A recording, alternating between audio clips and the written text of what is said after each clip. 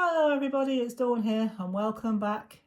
I know it's only been like a week, but to me it feels like it's been forever since I was here on YouTube, so it's really good to be back. So this first project for our first week of being back is actually a request from one of our lovely ladies in our Facebook group, and she's requested that we make one of these photo frames. This will hold a 6x4 photo frame, and it's in portrait mode, which means it's top to bottom. And so we're going to make it. I'm going to leave this one assembled, and then we're going to make one up, but we're not going to put the decorations on. And I have a photograph which I'll put in the one that we make together, and then you can see them side by side, one that's embellished, one that isn't. And these are just some self-adhesive flowers that I brought from a local craft shop, and I'll show you and explain more about that at the end of the video. So we're going to I'll show you what I've done so far. It's ever so easy. So to keep the video at a reasonable length, I've done quite a bit of preparation, but nothing that you won't be able to follow. So all the measurements will be in the description box below. Just click on the word more. Just underneath this video there's a little word that says more. Everything will drop down, and if you need any more there'll be another word that says more. So just open it all up and you'll see what you need. And you will need the measurements, obviously. And the measurement, I'm using white mount board. Now you won't see much as a mount board by the time we're finished, so you don't have to use mount board. You can use cereal packs and stack them up. I'd suggest about 4 thicknesses high, or you can use chipboard. You could even use cardboard if you wanted to, but that tends to bend. So if you do use cardboard, use some good one. But or backs of covers from notebooks, notepads, that sort of thing. So anyway, or grey board, I think. Yeah, grey board, you could use that. So, but anyway, I'm using mount board. So what I've done, you will need 2 pieces which measure 6 by 8 inches. So that's 6 along that way and 8 along that way. And you need to cover it with some pattern paper. Now I've used wood grain paper, but you don't have to use wood grain paper. You can use any paper that you like. In fact, if you wanted to, you could use something like gold or silver mirror card and perhaps even shove it through an embossing folder. So you can do this however you like, but I'm using this. But if you want to use this paper, this is from a 12 by 12 pack by Craft Consortium. Now I got mine in my local WH Smith. It used to be available from Craft Stash, but very sadly they've now closed their website, so that's not available. But I will add a link to WH Smith here in the UK, and it's available from there. Well, that's where I got mine, and when I checked this morning it was still available. So I'll add a link for that if you wanted to use this, and it's called Wood Effect. I think it's called Wood Effect, but I'll double check before I type it all up. So anyway, to recap, you need a 6 by 8 piece of mount board, and to cover it I've done an 8 by 10 piece of paper just to cover it. So what I've done is I laid it in the middle. I'm using red runner tape throughout. You can use red liner tape, you can use glue, you can use whatever adhesive you find most comfortable or convenient, or in my case, most convenient. So, and I've just covered it on one side, which will of course leave you with a rather ugly looking back. So this is going to be the back of our board, or our frame, eventually. So what we need to do to overcome that, you need another piece of pattern paper, which also measures 6 by 8. Now this is a double-sided. I'm not using that side. You could do, but I've cut it so that it uses this side. So what I'm going to do with this, I'm just going to take some adhesive, any adhesive that you like, and I'm just going to run some tape across the back. Make sure you do get it on those edges and in those corners, because if you don't get it in the corners, it does have a tendency to peel. Any paper that you've got, if you don't get it right into those corners, it does have a tendency to peel off, or it could lift. So give it a good dollop, a good coating. Dollop, that's a good word, isn't it? So as always, I'm going to line mine up from the bottom, but you line yours up however you find it easiest. So I'm just going to line mine up from the bottom like that, and when I'm happy with the position, and I am, I'm just going to press that on like that. And already we've got a really nice looking back. Now I'm going to turn it over because On the other side, I have, on all four sides, I've put some foam tape. This is just ordinary foam tape. Foam tape you can buy in most, well, I got mine from the works. I always get it from the works because there you can buy it in bundles of about three rolls. So that is really good. And it's cost efficient as well. So we're going to put that there, and I'm going to take off the backing tape, if I can get it off. I did lift it before we started, but that doesn't necessarily guarantee an easy peel off, but there we go. And the other thing about the backing tape, or release tape, whatever you like to call it, if you keep it low, and don't rip it up that way, because then it can tend to split. But if you keep it low, once you've got hold of it, if you keep it low like that and just pull it back reasonably slowly, you shouldn't have any problems. Now, I am going to, if I can find some, yeah, there we go. I'm going to run some glue stick just over the top of this. Now, you don't have to do this if you don't want to. It will neither add to nor will it take away the stickiness. What it will do is give it a slightly slippery or greasy film so that when we stick the front part on, we've got a bit of time so it won't grab straight away. So I'm going to put that to one side for a moment, and then you need the second part. Now you need to cut your board in exactly the same way, 6x8, cover it with a piece of 8x10, and for this one you need just to cut a 6x4 inch mat or aperture out of there like that, so you're left with a frame. Now I'll tell you how I do mine. Now you won't be able, or I doubt you'll be able to do this with a die, because even my electronic die cutting machine, you cannot get mount board through it, it's too thick. So I'll tell you what I do. Now you don't have to do it like this if you don't want to. If you've got a die that's 6x4, you could draw around it and cut it out, but I'll tell you how I do it. What I do is what I have got in my drawer is loads and loads of 6x4 embossing folders.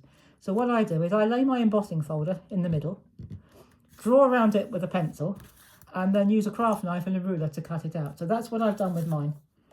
So that's, and again, 6x8 and an 8x10.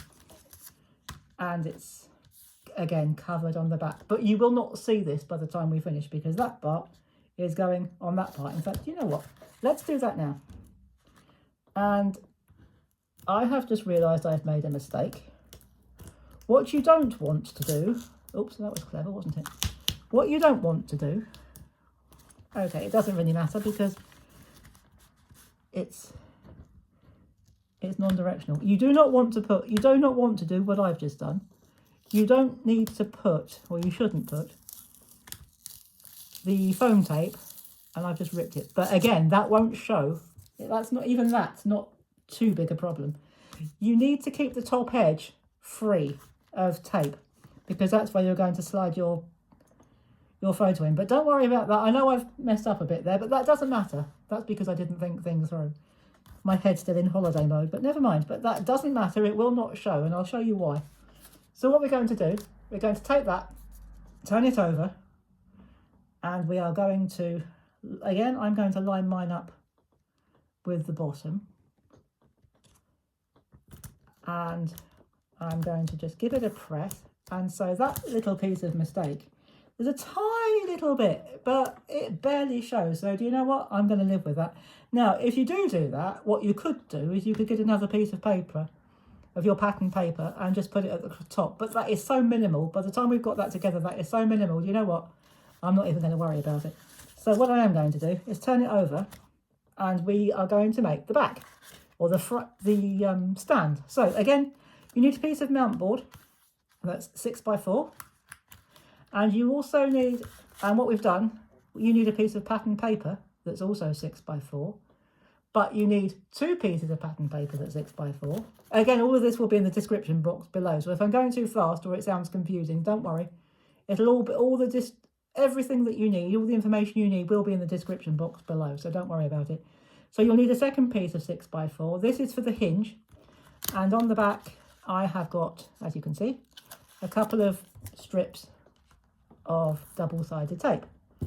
Now all I'm going to do, hopefully, is take the backing tape off. Now at this stage it doesn't really matter. If I was really worried, What we have got to do now is make sure I know where the top is, which is that little mark there. Actually, that helps. So I'm going to turn it over.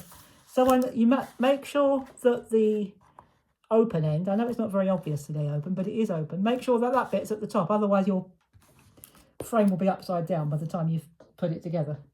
So what you need to do, I was looking for my other one, just to give myself a guide, and where you've put your tape or your adhesive or your glue, line that up. I know I've put it on the wrong side, but it doesn't really matter. Line that up with the middle and the top, and when you're happy with its position, just give it a good press, like that. And so when you turn your frame over, that will stand up really, really nicely, like that. And all you do, when you're ready, you take your photograph. Now this is a photograph of my wonderful late husband Graham and myself. And you just literally slide it in and it will fit a 6x4 to perfection. Now that's our frame, our photo frame, all made up. So I actually like that. That was a photograph I took of Graham when he first came home from hospital. He was still reasonably mobile. He wasn't walking, but he was able to sit up. So I sat him up on the bed and I took a photograph of us together. So that's the frame as it is. But if you wanted to add some embellishments on the front, on the corners, that's what they look like. So I've used exactly the same papers, or the same type of paper, the same pattern of paper. And so that's what it looks like with the embellishments. You don't have to use flowers, you can use whatever you've got. And that's what it looks like, just plain. And if you want to know what the photograph looks like, actually you could actually pop it out that way. If you wanted to know what the photograph looks like inside the one with the embellishments, she says, sometimes quite difficult to see. So I should just slide that in. That's what it looks like. That's the one that I used originally. So there we go. But I'm going to keep that one in there because that's where it always goes. And there we have a brand new frame. So I hope you've enjoyed this one. So for the lovely ladies who asked for this frame, this tutorial, I hope you found it useful. And again, I will put everything you need in the description box below with explanations of what goes where, so that you can just refer back to it if I've gone on too fast or skipped anything. So I hope you've enjoyed that. And I will see you on Friday now. We're back to our regular schedule of Tuesdays and Fridays. So I will be back on Friday now with another tutorial for you. Now, just before I go, the more astute of you might realise, or might have noticed, that this has got an overlap. Now, the reason that's got an overlap is because on 3 of the sides, I decided to put an extra piece of paper, pattern paper, to cover the open sides. But do you know what? You don't really need to. So if you want to do that, just take a piece that measures, I would say 8 1/4 by 2 1/4, and then 6 by 2 1/4, and just wrap it round so that you don't get that gap. But you really don't need to. So I'm very happy with mine like that, even though it's got openings like that. That really doesn't bother me that much. But if you want to wrap it round and make it rounded, you can. That's absolutely fine. But I'm quite happy to leave mine like that, because once it's up, no one's going to say, oh look, it's all gappy. Because once it's up like that, you'll have your photograph and no one's going to see the sides. And if they do, just say, well, that's how you wanted it. You made it, it's yours, you can do it how you like. So that's the basics of how to make it. And this is what you do if you want to just make it a bit more elaborate, or embellish it, or round the corners, or cover the corners. So you can do whatever you like, really. It's your frame. You can do what you like. So do have a go at this. And come and join us if you're not already a member of our Facebook group, Crafty Capers with Dawn. If you do decide to make one of these frames, whether you use this or not, as I say, I will add a link to the papers just in case you want to use this and you haven't got it. But use any papers you've got. You can use pattern papers, you can use plain paper if you wanted to, wrapping paper, anything you've got. You don't have to go out and buy anything. Use what you've got. As we always say on this channel, use what you've got. Unless you particularly want to, then that's entirely up to you, of course. So have fun with it if you make it, and do come and show us in our Crafty Capers with Dawn Facebook group, and show us your versions and maybe how you've decorated it if you do, and what papers you've used. We'd really love to see it. and I will see you on Friday with our next tutorial. In the meantime, thank you very much for watching. Do take care, stay safe, and as always, happy crafting. Bye bye for now.